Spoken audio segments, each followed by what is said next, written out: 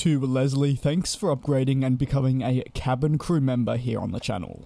Qantas emerges back into the headlines for what has been a very, very busy week. This time with some positives and also negatives, as the airline announces its financial results for the financial year just gone. Qantas has announced results that see it post a pre-tax loss of $1.86 billion. It comes as border closures and the Australian aviation space had been hammered in recent years due to some of the most rigid restrictions we've seen that effectively barred travel, and as it does rebound, it certainly isn't fully back in some instances that I will explore further in this video. Focusing strictly on international services though.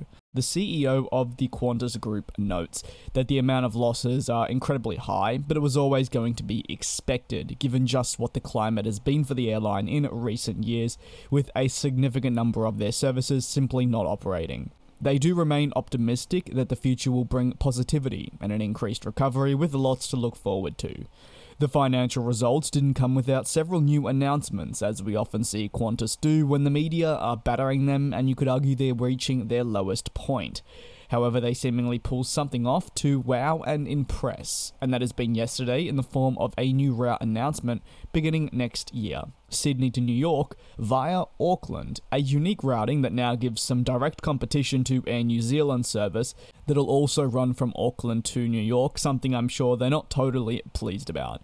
Qantas plans to initially utilise their 787 Dreamliners for the service from the 14th of June 2023 on initially a 3 times weekly flight.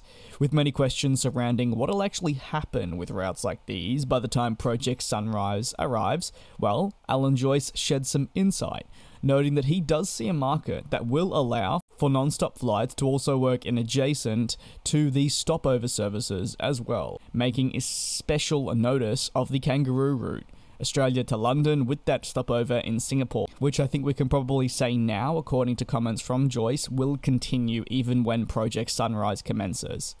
In a statement detailing recovery, Alan Joyce said, "We're even more confident in the future than we were 6 months ago. So today we're announcing more investment in our people and our customers, including a major boost to staff, travel benefits, new routes, and also new lounges.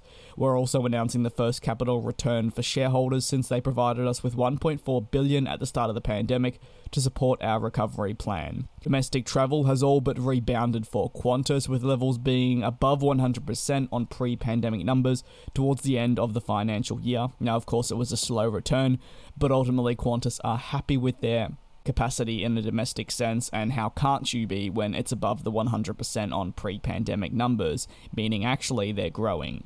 International capacity right at the end of the financial year sat at 49%, which is an improvement actually over the average 17% for the financial year overall, but as you could probably expect, there's still a ways to go in recovering that to 100% and over, given still some restrictions in place, whether that be vaccinations or some locations still quarantining, especially within Asia, and taking a direct look at Hong Kong, which has always been such an incredibly important market for Qantas.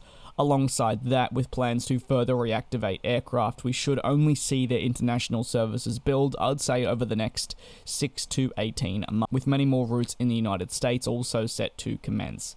If you have any thoughts on the announcements, whether that be the loss that they did post or potentially that new service through to New York via Auckland, do let me know below in the comments. Thanks very much for your support, and I will see you next time.